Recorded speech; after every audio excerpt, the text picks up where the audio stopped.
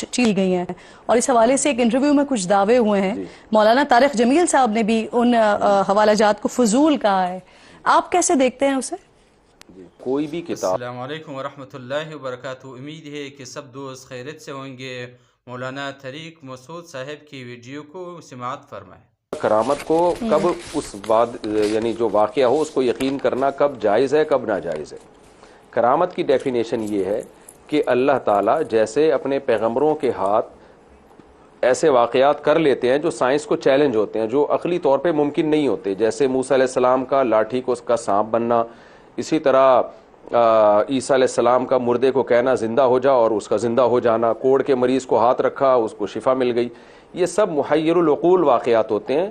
جب یہ پیغمبر سے ہوں تو ان کو معجزہ کہا جاتا ہے، اور جب یہ کسی اللہ کے ولی سے ہو تو ان کو کرامت کہا جاتا ہے۔ تو جیسے قرآن میں پیغمبروں کے معجزوں کا ذکر ہے، ایسے ہی ولی اللہ اولیاء اللہ کی کرامتوں کا بھی ذکر ہے۔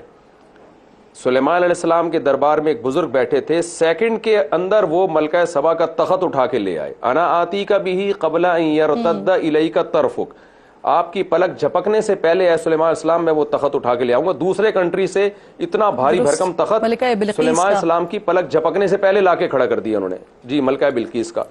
تو یہ کیا ہے؟ یہ عقلی طور پہ ممکن نہیں ہے، ایک واقعہ ہے جس کا قرآن تذکرہ کر رہا ہے۔ اس کا مطلب ایسا پاسبل ہے۔ کیوں پاسبل ہے؟ اس لیے کہ یہ کام اللہ کر رہا ہے، وہ بزرگ نہیں کر رہے، ان بزرگ کی طرف مجازن نسبت ہے۔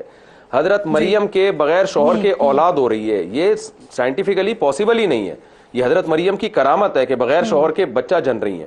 اسی طرح حدیثوں میں واقعات آتے ہیں کہ ایک بنی اسرائیل میں ایک شخص تھا، سورہ والسماء ذات البروج کی تفسیر میں یہ صحیح حدیث سے یہ واقعہ ہے کہ وہ ماں کی گود میں جو ہے، سوری اس میں نہیں، دوسرے صحیح حدیث میں دوسرا واقعہ ہے کہ ایک بزرگ پہ زنا کی تہمت لگی تو عورت نے جھوٹ بولا کہ انہوں نے زنا کیا ہے، تو بچے نے جو ولد الزنا بچہ تھا وہ ماں کی گود میں بولا کہ میرا باپ یہ نہیں ہے وہ ہے۔